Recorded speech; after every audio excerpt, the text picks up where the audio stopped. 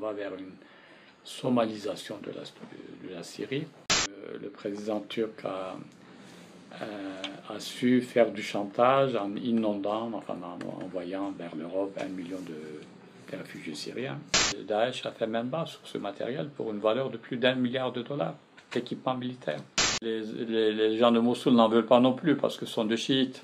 Ils préféreraient, aussi choquant que cela puisse paraître, le pouvoir de Daesh à celui de chiites. La Turquie est la base arrière de tout le mouvement djihadiste, y compris l'État islamique.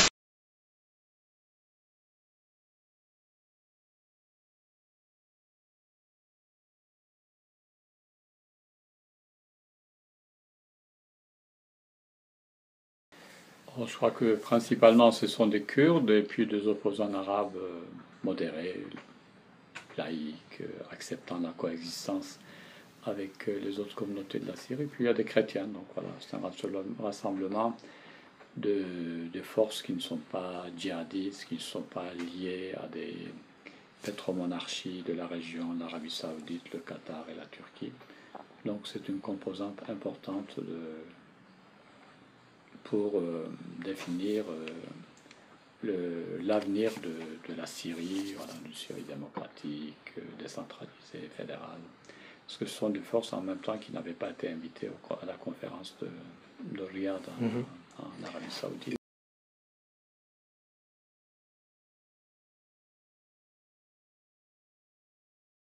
Parce que les pétromonarchies de la région, que ce soit l'Arabie Saoudite ou le Qatar, ne soutiennent ou ne veulent présenter comme opposants que leurs propres alliés régionaux, alors donc qui vont des mouvements islamistes dits modérés jusqu'à toutes les nuances de djihadistes. Bon, maintenant, pour des raisons diplomatiques, évidemment, ils ne vont pas inviter Al-Nusra, qui est la branche syrienne d'Al-Qaïda. Mais il y a d'autres mouvements qui ont été invités, qui sont finalement pas idéologiquement très éloignés, même si organisationnellement sont différentes. Mais idéologiquement, elles ne sont pas très éloignées de Al-Nusra ou d'Al-Qaïda, enfin du djihadisme. Deuxième raison, évidemment, c'est les Kurdes syriens sont très mal vus par la Turquie. Et comme la Turquie, l'Arabie Saoudite et le Qatar sont dans une sainte alliance sunnite, l'Arabie Saoudite ne pouvait pas inviter cette partie voilà, donc, de l'opposition syrienne où les Kurdes jouaient un rôle important.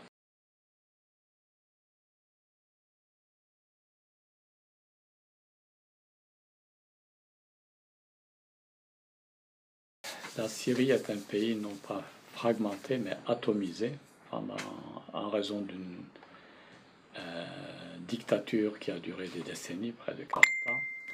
Et de ce fait-là, personne ne peut vraiment représenter le peuple syrien. Il y a une fraction du peuple syrien qui est représentée par le Conseil démocratique syrien. Il faut qu'il y ait une représentation des Druzes également, des minorités chrétiennes, c'est quand même 9-10% de la population, des Alaouites, c'est 11% de la population, des sunnites modérés, bon, une partie sont dans ce conseil. Donc tout ça, c'est à construire parce que la société est vraiment très fragmentée, très atomisée, et de plus en plus, on va vers une somalisation de la Syrie, et pire encore, on va vers une Syrie sans Syriens, parce qu'il y a 9 millions de Syriens qui, d'après les Nations Unies, soit qu'ils sont réfugiés dans les pays voisins, soit sont déplacés dans d'autres provinces du pays. Donc la situation est vraiment catastrophique et les propositions politiques des uns et des autres ne sont pas à la hauteur des enjeux.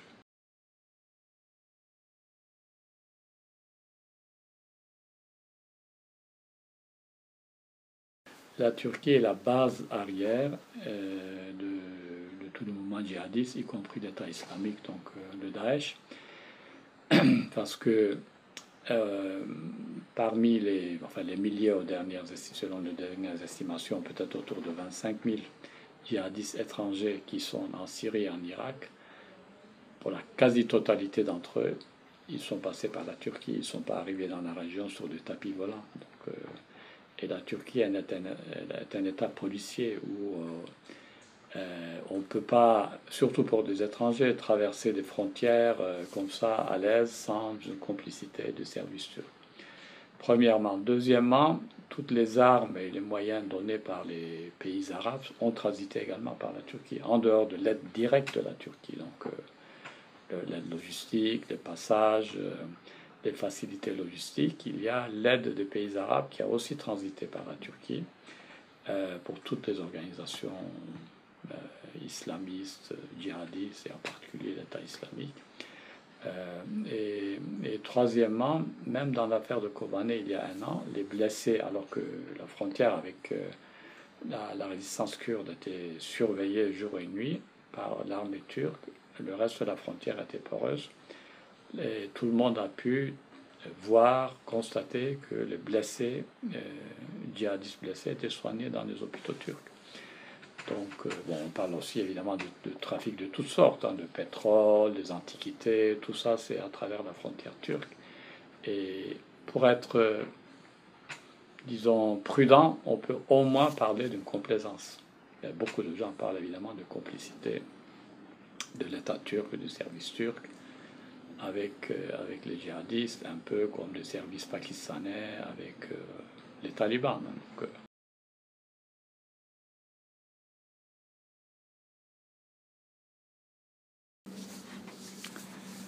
c'est de la poudre aux yeux, parce que le président turc a su faire du chantage en inondant, enfin en envoyant vers l'Europe 1 million de réfugiés syriens. Et l'Europe, pour stopper cet afflux de réfugiés, essaye d'une manière ou d'une autre de satisfaire les Turcs. Alors les Turcs ont trois revendications principales. La première, elle est financière, donc on demande contribution de l'Europe à hauteur de 3 milliards de dollars ou d'euros pour l'intégration, le besoin de ces réfugiés syriens. En fait, en dehors de quelques dizaines de milliers de réfugiés qui sont dans les camps et qui sont aidés par des organisations humanitaires en Turquie, les autres Syriens ne sont aidés d'aucune manière par l'État turc. Ils sont dans les rues, ils sont mendiants, ils vivent comme ils peuvent en occupant de petits boulots. Donc ça, c'est une espèce de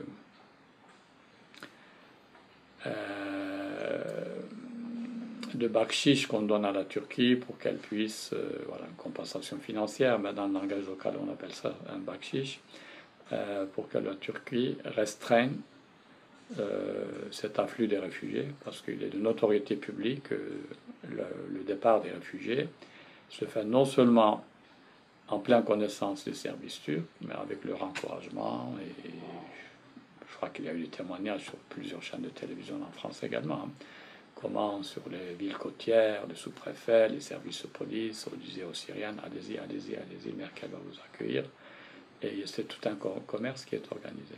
Donc ça, c'est la première revendication des Turcs. Deuxièmement, politiquement, bon, voilà, c'est toujours le serpent de mer de l'adhésion à l'Union européenne et les facilités de visa pour les citoyens turcs. Vous vous rendez compte, si on supprime les visas, maintenant on a 1 million de Syriens, mais on va avoir des millions et des millions de Turcs et d'autres gens qui vont acheter des passeports turcs et qui vont venir en Europe. Donc ça c'est la deuxième revendication des Turcs. Et puis la troisième, c'est toujours la même. Donc c'est considérer le mouvement kurde en Turquie et en Syrie comme le mouvement terroriste et coopérer avec les Turcs dans ce domaine-là.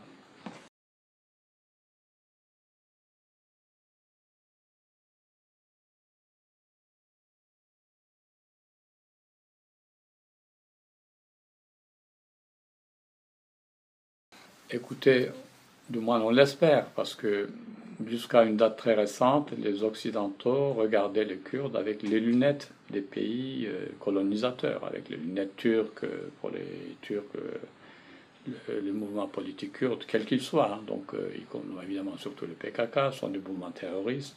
Longtemps, la présentation, c'était ça. Il n'y a pas de problème kurde en Turquie, il y a un problème PKK, et le PKK est un mouvement terroriste, donc il y a un problème de lutte contre le terrorisme. Et beaucoup de dirigeants politiques européens étaient plus ou moins complaisants vis-à-vis de cette présentation de choses. Longtemps, les Kurdes d'Irak étaient présentés par le régime de Saddam Hussein comme des mouvements armés alliés de l'Iran, terroristes, etc. Et même jusqu'à il y a encore 2 ans, certains de ces partis politiques pourtant au pouvoir au Kurdistan irakien étaient encore sur les listes des organisations terroristes des Américains et des Canadiens. Et puis, bon, maintenant, les Européens, grâce aux médias, découvrent eux-mêmes, les Kurdes, leur engagement contre ces mouvements djihadistes, leur défense des valeurs qui sont les leurs, mais qui sont aussi très proches de valeurs démocratiques, de tolérance. Non, absolument pas. Enfin, je ne suis pas le seul. Ce n'est pas parce que je suis kurde. Moi, j'étais parmi l'un de ceux qui, depuis le début, critiquent le recours à la lutte armée comme étant contre-productif. Mais en son temps, le président Mitterrand avait déjà répondu aux Turcs en disant que le PKK est un mouvement politico-militaire qui a des aspirations politiques pour la population qu'elle représente, etc. Mais qui a recours à la lutte armée, comme les Algériens, les Palestiniens, toute une série de mouvements ont eu recours à la lutte armée. Et que par moment, dans la lutte armée, il y a parfois aussi des actes terroristes qui sont commis. Ça a existé dans le passé, etc. Mais par rapport au mouvement palestinien, par rapport aux Algériens, etc., le PKK, c'est quasiment des enfants de cœur. Donc c'est un mouvement qui doit être politiquement, voilà, considéré comme un partenaire et réhabilité. Ça va les responsabiliser, les rapprocher davantage du processus politique. Et cela, je peux le dire, ayant été depuis le début l'un des opposants dans la société kurde au niveau des idées de recours à la lutte armée, parce que dans toutes les régions du Kurdistan, en particulier au Kurdistan de Turquie, ça a été contre-productif. Ça a provoqué la destruction de milliers de villages kurdes, le déplacement de population, 2-3 millions de paysans kurdes ont été déplacés. Et donc ça a été un facteur de régression sociale, politique, culturelle de la société kurde. Donc on est critique de ce point de vue-là, en disant la cause kurde est une cause juste, elle n'a pas besoin, même si l'État a été très sauvage dans la répression contre les Kurdes, nous, on a les armes de droit, il faut se défendre pacifiquement par les armes de droit, et on mettra peut-être un peu plus de temps. Mais le combat politique démocratique, ça permet aussi d'éduquer non seulement les Kurdes, dans l'esprit de tolérance, de cohésion, de fédération, mais aussi nos voisins, parce qu'on ne peut pas changer de voisin pour le peuple. Donc il faut qu'on éduque aussi les Turcs et les Arabes qu'il faut inventer un nouveau modèle politique pour vivre ensemble dans la paix. Et ce point de vue-là est partagé par beaucoup d'intellectuels, par beaucoup de gens, de l'asserment de la société kurde, mais bon, ils sont moins entendus parce que dans les périodes de guerre, c'est des périodes en noir et blanc, hein, donc les autres voix ne sont pas audibles.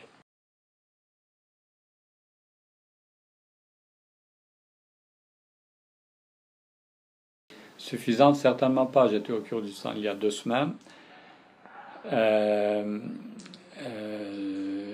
Je vois les moyens avec lesquels les Kurdes doivent se battre. Il manque terriblement d'équipements modernes, d'armes lourdes, des hélicoptères, etc. Et de l'autre côté, Daesh a tout cela. Parce que les Américains avaient surinvesti sur l'armée irakienne avec le matériel dernier cri, etc. Et Daesh a fait main basse sur ce matériel pour une valeur de plus d'1 milliard de dollars d'équipement militaire. Donc il y a une balance qui est très très inégale, même dans un domaine aussi fondamental, par exemple, comme le paiement de soldes de combattants, parce qu'ils ont des familles à faire vivre. Le gouvernement kurde n'y arrive pas, il y a 3 ou 4 mois de retard, etc. Si les alliés occidentaux étaient conséquents, sérieux, s'il avait un leadership, au moins on aurait pris en charge le paiement de salaire de ce combattant kurde. Ça coûte 10 fois moins cher qu'un soldat américain ou français envoyé sur place. Et ça n'a pas été fait non plus. Non, pas du tout. Je crois que ça serait même contre-productif. Oh, je crois qu'il faut aider ceux qui sur place se battent, mais les aider sérieusement si on veut arriver rapidement au bout de Daesh, les armer, les équiper, les financer. Et puis l'appui aérien est évidemment fondamental, hein. Je veux dire, Kobané n'aurait pas pu résister sans le soutien aérien des Américains. C'est pareil pour Sinjar ou Shengal. Les Kurdes ont été des combattants très courageux. Ils avaient préparé le terrain depuis des mois et des mois. Mais sans le soutien aérien, cette victoire aurait pris beaucoup plus de temps, aurait été beaucoup plus coûteuse. À la fin, les Kurdes y arriveraient, mais bon, le soutien aérien est décisif.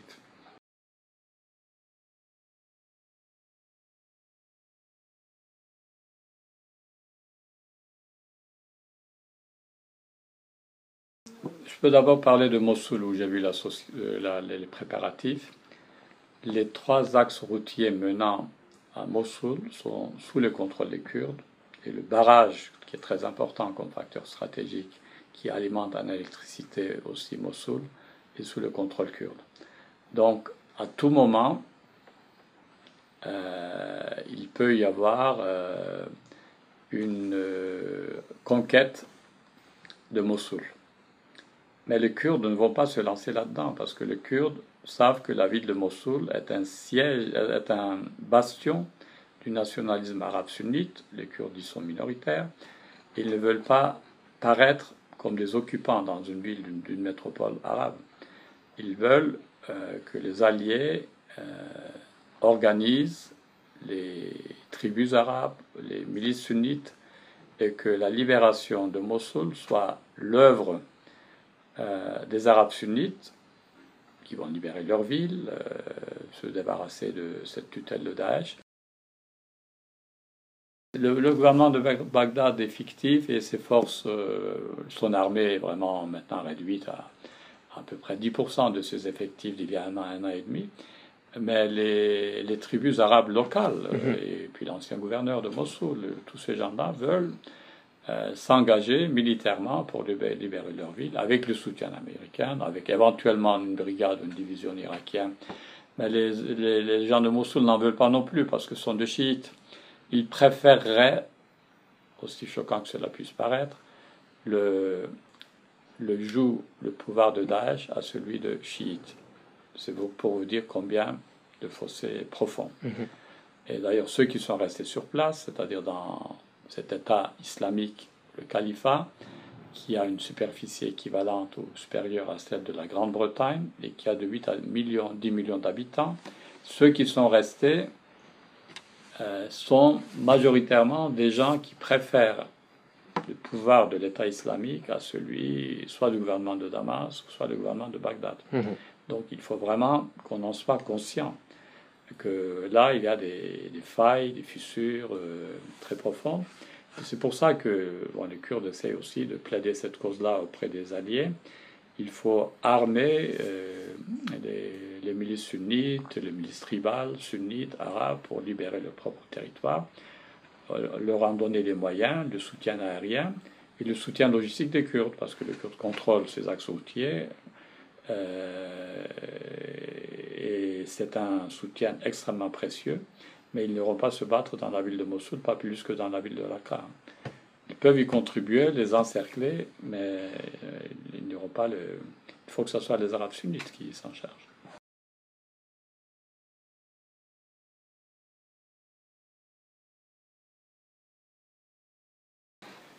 Donc, alors, quelle est la réalité sur le terrain?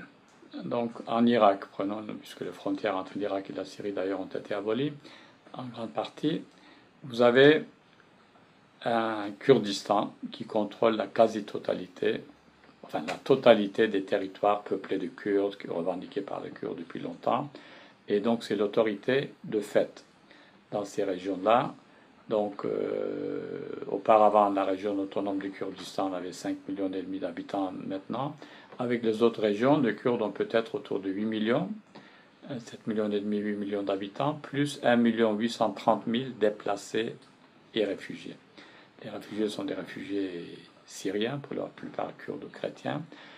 Les déplacés sont des Arabes sunnites qui ont, plutôt qu'aller à Bagdad ou dans les sud chiites, qui sont réfugiés au Kurdistan, qui viennent de Mossoul, d'autres provinces, les modérés, les Arabes qui ne voulaient pas de Daesh, des chrétiens et des yézidis qui sont des habitants historiques du Kurdistan, qui sont venus d'une région à l'autre et qui vont retourner dès que leurs villes seront libérées.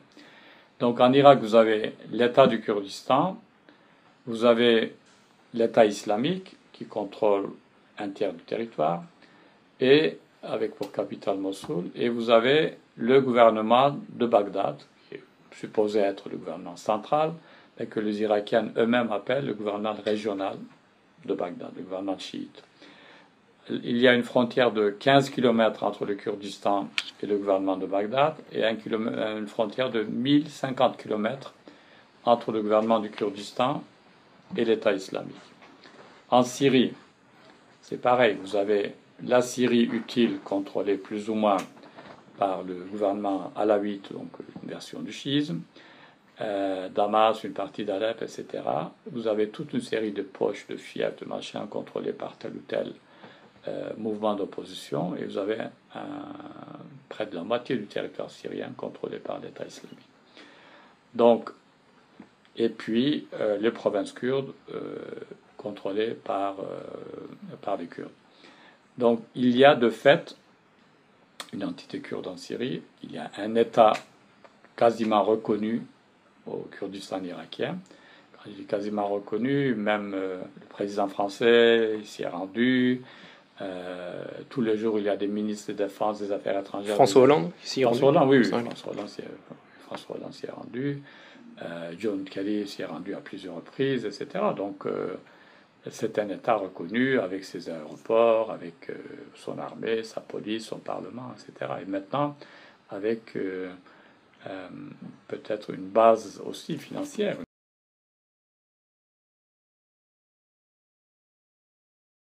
Oui, totalement, puisque Bagdad n'est plus en mesure de financer, de verser au Kurdistan sa dotation financière. Depuis janvier 2014, Bagdad n'a pas versé au Kurdistan sa dotation financière, c'est-à-dire 17% du budget, et ça c'est une disposition constitutionnelle, ce n'est pas un arrangement, qui n'est pas honoré. Donc les Kurdes ont été obligés de construire des oléoducs, de vendre leur pétrole à travers la Turquie. Les cours de pétrole ont chuté, donc les revenus ne sont pas suffisants pour régler les problèmes financiers, d'autant qu'il y a 1 830 000. C'est comme si en France, on avait 20 millions de réfugiés et déplacés, et donc vous vous rendez compte du fardeau énorme que ça peut représenter. Et les Kurdes vont construire bientôt aussi un gazoduc pour vendre le gaz sur le marché européen. Donc à terme, financièrement, le dernier lien qui liait les Kurdes à Bagdad, c'était le lien financier qui n'existe plus.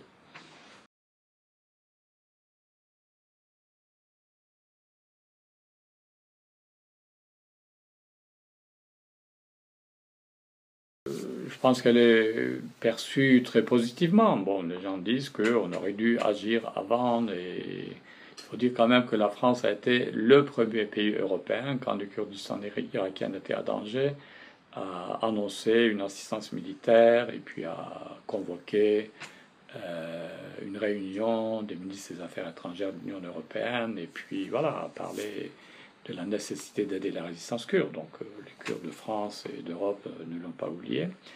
Mais bon, cette aide a été politiquement importante, diplomatiquement importante, concrètement plutôt assez modeste. Il y a des forces spéciales françaises qui forment des combattants kurdes, il y a un peu d'assistance militaire aux Kurdes d'Irak, je crois savoir aussi même un peu aux Kurdes de Syrie. Mais je pense que c'est perfectible, et il faut s'engager davantage. Et même pour la Syrie, donc avec le seul bombardement, on ne réglera pas le problème. Il faut vraiment concrètement prendre, non pas seul, la France peut jouer un rôle de leadership en convaincant les autres pays européens, peut-être pas uniquement une aide militaire, mais de leur dire, bon, écoutez, nous, on ne peut pas aller se battre sur place, personne n'en veut, au moins accordons aux Kurdes une assistance financière pour que leurs combattants puissent aller se battre dans de bonnes conditions, pour que, voilà.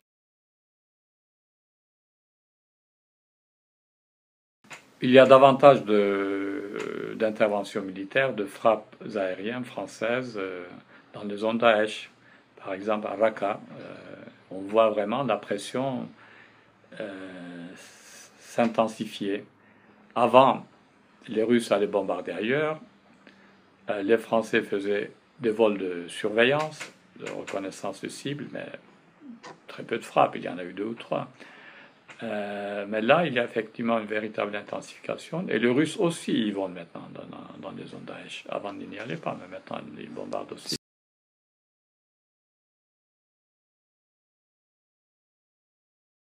Oui, les zones contrôlées ou revendiquées par Bachar al-Assad vers la frontière turque, la région de Alep, etc. Parce que les Russes sont venus en soutien au régime de Bachar al-Assad et l'objectif, la liste des cibles a été dressée en commun avec le régime de Damas. Et donc les cibles prioritaires, c'était ça, c'était permettre à l'armée syrienne de souffler, d'avancer dans telle ou telle zone. L'armée syrienne n'a aucune présence dans les zones Daesh, donc ce n'était pas leur priorité. Alors les Russes ont pris le tournant depuis cet attentat contre leur avion, donc, qui a fait plus de 200 morts. Et là, effectivement, on voit qu'il y a une réaction. De son côté, le régime de Damas n'avait jamais bombardé les zones Daesh non plus, parce que Damas était content de dire aux autres, vous voyez, vous ne voulez pas de notre régime, ben vous aurez Daesh. Donc c'était très cynique, mais très machiavélique, mais c'était aussi un repoussoir pour susciter une sorte d'acceptance pour le régime syrien. Et c'est une stratégie qui, malheureusement, donc, a payé.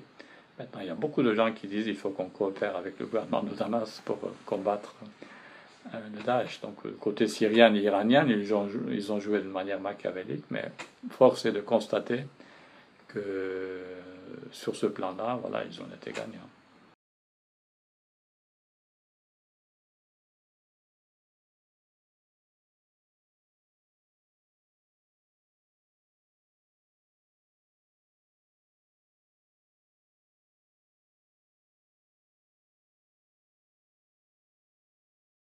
Non, il y a 2 choses. Bon, dans les traditions kurdes, les femmes ont toujours joué un rôle très très important dans la littérature, la poésie, mais la guerre. Enfin, tout à l'heure, on vous passera un livre sur les us et coutumes kurdes, écrit par un mollah kurde au XIXe siècle.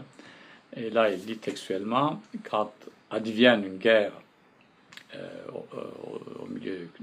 au sein de la société kurde, les femmes sont toujours au premier rang. Comme ce sont elles qui défendent, qui se battent, les hommes sont obligés de le suivre, et c'est comme ça que ça fonctionne, la société. Si la guerre de Crimée, la récente, au XIXe siècle, les journalistes de l'époque étaient émerveillés, étonnés de voir une brigade de cavalières kurdes, ils appelaient ça les Amazones kurdes, engagées du côté ottoman. Donc dans cette société, les femmes ont joué un rôle très important. Il y a, même à l'arrivée des Anglais en Mésopotamie, les Anglais étaient étonnés de voir que toute une région était gouvernée par une femme. Adala Khan Jaf, ils l'ont appelée la princesse des braves, Khan Bahadur, parce qu'ils pensaient qu'il n'y avait que la reine Victoria qui pouvait gouverner une société civilisée, etc. Donc ça, c'est quelque chose qui montre que par rapport aux sociétés musulmanes d'environnement, les femmes kurdes ont joué un rôle très important. Maintenant, en ce qui concerne, cela n'empêche pas un certain conservatisme social dans le domaine, par exemple, ce qu'on a pu appeler la vertu féminine, en fait, la liberté sexuelle, etc. Ça, ce sont des concepts très récents, y compris ici. Moi, j'ai vu l'évolution à partir de 68 en France. Alors l'excision, ça n'existait pas dans la société kurde, à l'échelle kurde de Turquie ou de Syrie ou de Caucase, ça n'a jamais existé. Ça, c'est un fléau qui est venu à travers les tribus arabes. Nous avons rassemblé ici une conférence au Sénat en 2001 pour dénoncer ces pratiques barbares. Et le mouvement féministe a joué un rôle très très important. Les lois ont été modifiées parce qu'elles étaient héritées de l'époque de Saddam Hussein. Et maintenant, entre les lois et l'évolution de mentalité dans certaines régions du Kurdistan irakien, c'est pas dans toutes, il faut du temps. Les femmes kurdes, j'étais là quand j'étais à Erbil, il y avait une conférence présidée par le Premier ministre, les violences faites aux femmes, donc étaient dénoncées, le mouvement féministe s'engage. C'est une sorte de la société kurde comme toutes les sociétés, a des segments conservateurs, des segments modernistes, urbains.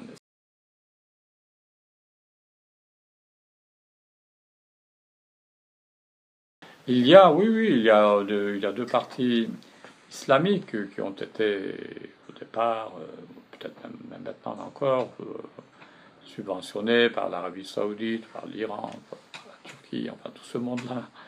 Bon, ce qu'on peut dire, c'est que comme le Kurdistan est une démocratie, c'est d'ailleurs la seule région du Proche-Orient où il n'y a aucun prisonnier d'opinion, il n'y a aucun prisonnier politique. Donc ces mouvements-là ont pu aussi s'organiser, participer aux élections. Ensemble, les deux représentent autour de 12% de suffrage. C'est beaucoup moins qu'il y a 15 ans, où le Kurdistan était dans la misère et les gens étaient tentés par des solutions alternatives. Mais bon, voilà, ils sont là, ils participent au gouvernement, ils participent au... Et donc il y a ce conservatisme religieux, mais en contrepartie, vous avez aussi les mouvements féministes, les étudiantes dans les universités du Kurdistan. Il y a une vingtaine d'universités au Kurdistan, et les filles sont quasiment à parité avec les garçons maintenant, et donc elles se défendent. Et ces mentalités-là vont régresser. C'est déjà le cas chez les Kurdes de Turquie et de Syrie, dans la société kurde iranienne également. Donc les femmes sont très engagées culturellement, politiquement, personne ne peut s'engager publiquement. Mais quand vous prenez le cas de Kurdistan de Turquie, dans les 104 municipalités gérées par le parti pro-kurde, il y a une parité totale. La capitale du Kurdistan, Diyarbakir, a élu une femme maire en même temps que Paris, hein, à 2 mois d'intervalle, donc c'est une ville quand même d'1,5 million d'habitants. Et dans les villes où le maire est un homme, il y a une co-maire. C'est pas une commère, mais c'est une co-maire, donc il y a une femme qui est la seconde. Et chez les Kurdes de Syrie, vous avez vu que dans tous les postes, il y a la parité. Et au Kurdistan d'Irak, qui est la région socialement, disons, la plus conservatrice à cause de toute une histoire de guerre, de coupure avec le monde extérieur, les femmes représentent quand même un bon tiers du Parlement. C'est un taux qui est supérieur à celui de la présence féminine à l'Assemblée nationale française. Hein. Donc, alors qu'au départ, il y en avait 5 ou 6. Quand je dis au départ, on remonte à 92, je ne vais pas à la préhistoire. Hein. Le premier Parlement kurde avait 5 ou 6 femmes, je pense. Et maintenant, il y a un tiers. Et pour la prochaine législature, elle vise la parité. Ça ne sera pas encore totalement peut-être la parité, mais à la suivante, ça le sera. Donc il y a un combat, il y a une dynamique. Il y a ce que vous décrivez, qui touche une petite minorité, mais à mon avis, même si ça touchait que quelques dizaines de personnes, ça serait de trop. Et il y a en même temps, voilà, il y a cette dynamique en mouvement, les femmes qui revendiquent, les femmes qui sont dans les postes de responsabilité, les femmes qui sont dans la vie culturelle qui jouent un rôle important. Donc voilà, ça progresse. Monsieur Nézan, merci beaucoup. Je vous en prie.